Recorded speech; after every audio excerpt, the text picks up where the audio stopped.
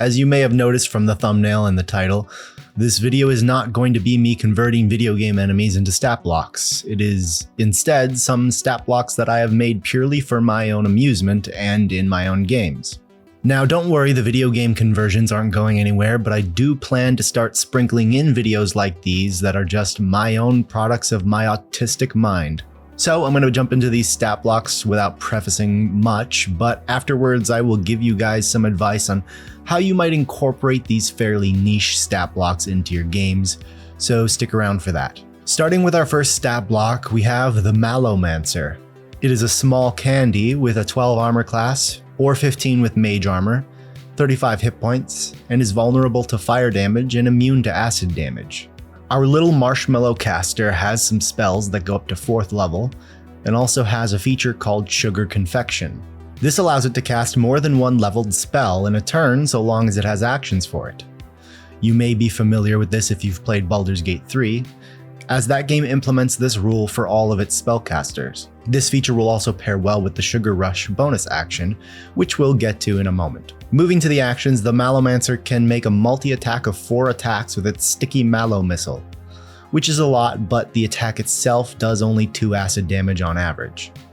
However, the Sticky Mallow Missile does have a strength save, and if failed, will give the target half movement speed, disadvantage on dexterity saves, and if the target takes fire damage, they are lit on fire and take 5 fire damage on their turns until they put out the fire. This is an important aspect to this attack because it sets the Mallomancer up quite well to launch a fireball or a wall of fire onto targets that fail their save to light them on fire. Additionally, the Mallomancer has a confectionery conjuration that summons a gummy bear golem, which is just a candy-themed gelatinous cube, with half the hit points and half the damage, but a much faster walking speed at 30 feet. As a bonus action, the Mallomancer can use Sugar Rush. This ability is quite important to the Mallomancer's kit. It allows the Mallomancer to buff itself and someone else as a Sugar Rush. This makes the next action that the creature takes a free action instead. After they do this though, the creature needs to make a Constitution save, gaining 2 exhaustion levels on a failure and 1 on a success.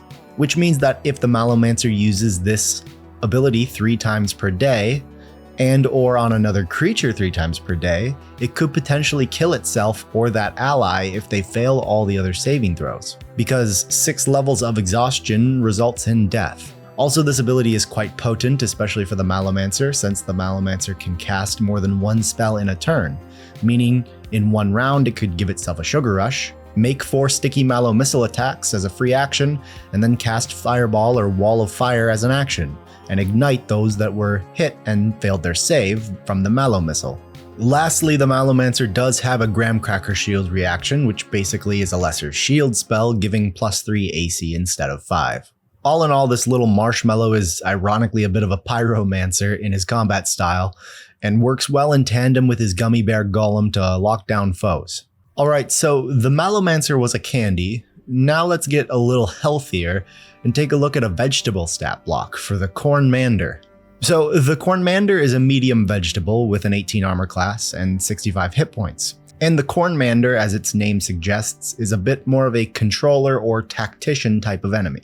The first feature it has is Cultivation, and this gives it some points to manage, and it gains these points when standing on fertile soil, but it also gains extra points if the soil has been tilled. The next feature is Easy to Rot, which states that it gains extra rot points when gaining rot points. Now, don't think about this too much, it's a surprise tool that will help us later. The Fearless Leader feature grants immunity to Frightened that the commander has to all of its allies within 150 feet.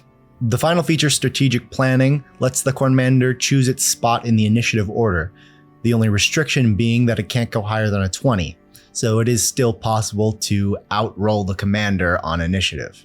The Cornmander has a Mace attack, but in reality this is only a backup. This is not the Cornmander's specialty. The Popcorn Minefield, however, is much more important. The Popcorn Minefield creates 5 popcorn mines in the ground, and the Cornmander can spend cultivation points to make additional mines. The Cornmander can choose to let creatures know where the mines are, but those that he doesn't choose can look for them with their action. If someone steps on the mine's space, it explodes, damaging them and potentially throwing them 30 feet in a random direction on a failed saving throw. With this action, the Cornmander can turn your D&D game into essentially Battleship very quickly. Another action the Cornmander has is Wall of Corn, which, like other wall spells, creates a wall on the field. Notably, this wall grants 3/4 cover, not full cover, and takes an action to move through. The Cornmander can also spend Cultivation to lengthen the wall further. Finally, the Cornmander has the reaction Hardened Husk, which can grant up to 4 allies 2 armor class bump and some temporary hit points if the Cornmander spends Cultivation. So that was the Cornmander, a more tactical style enemy that I see quite fun to play with, especially on pre-made encounters. Potentially, if you use the popcorn minefield from the Cornmander as something he has already placed on the battlefield ahead of time before the players arrive, it could make the first mine going off a big surprise for your players. Also, the Wall of Corn works as a perfect way for the Cornmander to funnel player movement towards the mines, as the players will want to avoid passing through the wall if they can, allowing you to direct them towards your mines. So next up is our first and not our last fruit. This one is called the Lemon Zestblade. He's a medium fruit with a 16 armor class and 49 hit points, acid immunity due to being a lemon, and moving into our first feature, Citrus Circulation. If the Lemon Zestblade hits a creature, or a creature misses him, he'll gain a point of Citrus Circulation. He can also gain 2 points for taking lightning damage. Each point that he has will get him 5 extra movement speed, and every 2 points gets him an additional attack when making the attack action, with a melee weapon. The Lemon Zestblade can have only 10 of these points at a time. Now, the next feature states that at the start of the Lemon's turn, he'll have to make a Constitution save with a DC of 5 plus his Citrus Circulation. So the DC will be anywhere between 6 and 15, and if he fails the save, he loses all of his Citrus Circulation and is stunned for a round. The Lemon also has the Easy to Rot feature. Moving to actions, the Zesty Blade attack does typical sword damage, but also does some acid damage if the target has taken any slashing or piercing damage recently. This is to simulate lemon juice getting into the target's open wounds. And finally, the Lemon Zestblade has a Citrus Spray, which is a juice attack. This shoots acid lemon juice in a 15-foot line that does some acid damage, but can also potentially blind targets as they get lemon juice in their eyes. So that's the Lemon Zestblade. His stat block may look simple at first, but as he generates Citrus Circulation, his speed can go all the way up to 85 feet, and he could potentially ramp up to 6 Zesty Blade attacks in a single turn. Okay, now let's look at another fruit. The Watermelon Warrior is a large fruit with a 14 armor class, 76 hit points, and acid resistance. He has the Easy to Rot feature, but also has a new feature, Juicy Replenishment. This states that whenever he takes bludgeoning, piercing, or slashing damage, any nearby fruit are going to heal for half the damage he took. He also has Reckless, which gives him advantage on attacks, but also gives advantage to incoming attacks. And he has the Thick Rind feature, which reduces all incoming damage by 3. The Watermelon Warrior can make a multi-attack with his Greatsword, or can make a 30-foot cone Steed Storm attack. Finally, the Watermelon has the bonus action twice per day to do Melon Blessing, which gives nearby fruit temporary HP, but also while they have these temporary hit points, they heal for 5 HP at the start of their turns, and deal twice as much damage with any juice attacks, which is what the Lemon Zestblade's Citrus Spray is. This bonus action, along with the Juicy Replenishment, turns a simple, tanky enemy into a very dangerous buff machine for his allies. Okay, so that is all the food stat blocks, but there is still one more stat block to discuss. And as some of you may have already guessed what it might be, or just looked at the timestamps, the Rot Monster is a huge rot with 15 armor class and 184 hit points. It has resistance to poison and immunity to necrotic damage. It is also immune to the charmed, exhausted, frightened, and poisoned conditions. In the features, we have Consume. When the Rot Monster touches the remains of a creature that has died in the last 24 hours, its max HP goes up by 5 permanently. This feature also states that as the Rot Monster consumes, you may increase other aspects, including, but not limited to, size, attacks, stats, damage, or even making it a legendary creature. So next, the Putrid Odor feature says that when creatures end their turn near the Rot Monster, they'll need to make a save or be poisoned. If they do save, they're immune to that poison for an hour. The feature called Rot gives the Rot Monster some ways to apply Rot that we will get to. But for now, when a creature gains a point of Rot, their max HP goes down by 5. However, necrotic resistant creatures need twice as many points to have their HP go down, and necrotic immunity grants immunity to rot. Long rests can get rid of 1 rot point, and so can lesser restoration. Greater restoration gets rid of 3 rot. So this is what the easy to rot feature on the prior 3 stat blocks indicated. Those easy to rot foods will take twice as many of these rot points when they gain them. The Mallomancer, however, does not have the easy to rot feature as he is a candy. The next feature, Rot Revelry, allows the rot monster to heal based on how many nearby creatures have rot points and how many points they have. So moving to attacks, the rot monster can make 2 pestilence attacks. Pestilence is a melee attack that does decent damage, but also the target makes a constitution save, and a creature that fails is cursed. While they have this curse, they gain 2 points of rot at the start of their turns, and can repeat the save at the end of their turns. However, if they do fail those subsequent saving throws, they can potentially spread this curse to any creatures within 20 feet of them.